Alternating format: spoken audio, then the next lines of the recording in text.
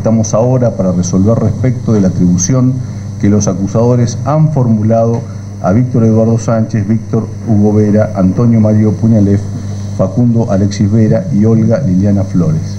La prueba producida en el juicio acreditó que en las circunstancias de tiempo consignadas, los imputados, junto a una menor de edad, se presentaron en forma organizada y conducidos por Sánchez en proximidades de la vivienda referenciada con intenciones de perseguir y agredir a sus ocupantes. No ha sido controvertido que la comunidad Buenuleo detentaba la ocupación del predio y la vivienda a la fecha de los sucesos, esto es el día 29 de abril de 2020. Se constató que los 5 acusados y la menor de edad no estaban autorizados por orden del Ministerio Público Fiscal para ingresar al predio ni la casa. Pese a ello, se dirigieron al sitio donde luego de un intercambio de palabras comenzaron la agresión física y mediante daños a la vivienda. Por otra parte, se encuentra objetivamente acreditado y no fue controvertido que a la fecha del reproche todos los acusados violaron en forma deliberada las medidas adoptadas por las autoridades competentes para impedir la introducción o propagación de la pandemia del virus COVID-19. Esta normativa impedía circular a los ciudadanos fuera de sus domicilios, salvo puntuales y específicas excepciones que no resultan de aplicación para justificar el proceder de los aquí imputados. En consecuencia, deben ser declarados penalmente responsables en orden a tal extremo. Por cuestiones de orden metodológico y las consideraciones genéricas expresadas, analizaremos los reproches formulados a cada uno de ellos. Respecto a la situación de Víctor Sánchez, se pondera constatado que fue quien encabezaba el grupo agresor, que ingresaron al predio, que refería a los ocupantes que se vayan de la casa, que al no poder acceder por el frente se dirigió al sector trasero y rompió los vidrios de las ventanas allí ubicadas, y tras ingresar, golpeó a Sandra Ferman con un palo provocándole una contusión. Estas afirmaciones surgen de la información brindada por los testigos Ramiro Buenuleo, Sandra Ferman, Viviana Álvarez, los menores LB y AA, mediante entrevistas en cámara de Gesell, como así de las imágenes de video y audios incorporadas junto a dichas declaraciones, y lo explicado por los médicos Negri y Piñero Bauer, que constataron la lesión en el cuerpo de Ferman con el aporte de certificaciones pertinentes. Sánchez, mediante insultos, decía que era su casa y que iban a entrar por atrás, que los niños pedían que se fueran porque eso era de su abuelo y que no los lastimen. Ramiro Buenuleo dijo que pidieron que no se acerquen más, los insultaron, le dijeron que lo iban a matar. Sánchez le decía que se fuera de la casa, que al no poder ingresar por delante porque se pararon en la puerta impidiéndolo, entonces rodearon la casa y fueron por atrás continuando la agresión. Trataron de impedir que lleguen a la vivienda, pero no pudieron, y que se pararon en la puerta para que no ingresen, pero Sánchez dijo que fueran por atrás y así lo hizo. Asimismo, lo referido por Ferman al indicar que mientras estaba en el interior de la casa con su sobrino en brazos, Sánchez le empezó a pegar con un palo y le arrinconó contra la pared, lo cual fue corroborado, como dije antes, por LB y AA en cámara Gesell al identificar al nombrado como el autor de esa agresión, que tuvo como consecuencia la referida contusión verificada por el médico policial y luego el forense, considerada de carácter leve. Asimismo, se reprochó a Víctor Vera la comisión de los delitos de violación de domicilio y lesiones leves provocadas a Ramiro Buenuleo con un arma blanca. Entrando en el análisis de la materialidad de las agresiones provocadas, y aquí nos referimos tanto a las ocasionadas por este como por Puñalef y Facundo Vera, los profesionales médicos citados dieron cuenta que presentaba varias heridas cortantes en cuero cabelludo, región frontal de 3 centímetros de longitud, contusión en zona pectoral derecha, contusión en zona clavicular derecha, herida cortante en muslo izquierdo, cara anterolateral izquierdo, eran 2 de 4 centímetros cada uno, lesiones que el médico forense sugirió encuadrar en el artículo 89. Estas lesiones eran las que presentaba Ramiro Buenuleo. En lo que hace a la autoría, ha quedado corroborado que Antonio Mario Puñalef fue quien le dio un fuerte golpe con un palo en la cabeza, en la parte frontal superior de su cabeza, que provocó una herida cortante en cuero cabelludo de 2 centímetros, en región retroauricular izquierda, lesión que lo aturdió y lo tiró al piso a Buenuleo.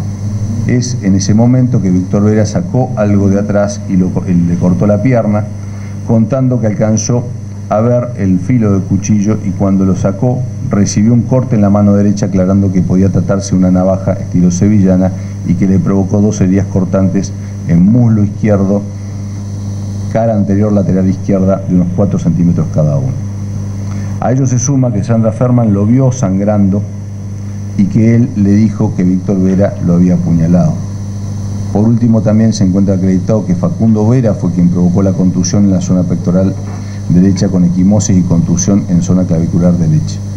Todo ello surge de la declaración del propio Buenuleo y de los niños que brindaron una versión conteste por haber sido testigos presenciales de la situación. A Facundo Vera y Antonio Puglianelef, además de las lesiones leves ya señaladas, se los acusó de violación de domicilio y daño, figuras que ya fueron objeto de análisis. Finalmente, respecto de Olga Flores, la acusación versó sobre la configuración de los delitos de violación de domicilio y lesiones graves. Igual aclaración cabe realizar en lo que se refiere a la valoración de la violación de domicilio, pero puntualmente ella ingresó al domicilio, a la casa propiamente dicha. En definitiva, el análisis de la evidencia traída a juicio y en razón de los argumentos sucintamente vertidos, este tribunal entiende que ha quedado acreditado con certeza y fuera de toda duda razonable la participación y atribución de responsabilidad que se les reprocha a los acusados como presuntos autores de los disjuntos descriptos. En su mérito, habiendo oído la acusación fiscal, la querella y la defensa, y en todo de acuerdo con las reglas de la sana crítica racional, este tribunal, por unanimidad, ha resuelto declarar a Víctor Eduardo Sánchez como autor penalmente responsable respecto de los hechos en materia de acusación que configuran los delitos de violación de domicilio, lesiones leves e incumplimiento de las medidas dispuestas para impedir o evitar la propagación de la pandemia. A Víctor Hugo Vera, autor penalmente responsable respecto de los hechos en materia de acusación que configuran los delitos de lesiones leves e incumplimiento de las medidas dispuestas para impedir la pandemia. Antonio Mario Puglianelef, autor penalmente responsable respecto de los hechos en materia de acusación que configuran los delitos de lesiones leves, daño e incumplimiento de las medidas dispuestas para impedir o evitar la propagación de la pandemia. A Facundo Alexis Vera, autor penalmente responsable de los hechos en materia de acusación que configuran los delitos de lesiones leves, daño e incumplimiento de las medidas dispuestas para impedir la propagación de la pandemia. A Olga Liliana Flores, autora penalmente responsable de los hechos en materia de acusación que configuran los delitos de violación de domicilio, lesiones leves e incumplimiento de las medidas dispuestas para impedir o evitar la propagación de la pandemia. Bueno, la verdad es que es un alivio para todos los integrantes de la comunidad, especialmente para los chicos, que ya le vamos a hacer saber cuál fue la decisión de los jueces. Y la verdad es que nos sentimos bien contentos, agradecidos de que la justicia por fin se haya hecho justicia. Fueron 2 videos los que ayudaron a la causa a que avance y a que los jueces pudieran tomar la decisión que han tomado. Como ya lo dije en otras oportunidades, cuando hay una negociación entre las partes, todas las partes tienen que ser convocadas. Y en aquel instante no fuimos convocados nosotros a ningún tipo de negociación. Es más, nosotros ni siquiera fuimos ni consultados ni nos llamaron como para decir vamos a tratar de resolver este conflicto de otra forma. Los jueces lo que tenían que tratar era una causa donde habían lesiones graves y lesiones leves, donde hubo robo, donde hubo maltrato hacia las mujeres, maltrato hacia los pichiqueché, hacia los niños de la comunidad.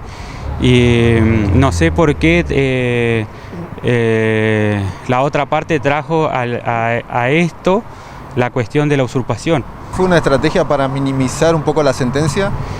Yo creo que lo que está buscando es una salida a un problema en el que se han metido. Pero sin embargo, o sea, es lo que nosotros siempre estuvimos hablando con Sandra y Viviana, es que no hubo defensa hacia los 5 imputados, sino lo que trataban era de llevar todo siempre hacia la causa de la usurpación. No sé cuál sería su estrategia. Lo único que sí sé es que nuestro abogado y la Fiscalía sí se abocaron a la causa que verdadera nos llevaba a mente a este conflicto. El abogado defensor hace hincapié en la usurpación, pero él dice que lo tiene que dirimir el Superior Tribunal de Justicia. Por lo tanto, en la lectura del fallo es una lectura de los jueces y una lectura que hace el abogado defensor, no así una sentencia firme. Exactamente, incluso nosotros en la causa de usurpación nosotros estamos sobreseídos. El Tribunal Superior lo que está haciendo ahora es ver si le acepta la queja de que él se pasó de días o algo así. Lo que está resuelto es que nosotros dejamos de ser usurpadores el año pasado cuando el Tribunal de Impugnación nos sobreseyó a cada uno de los imputados.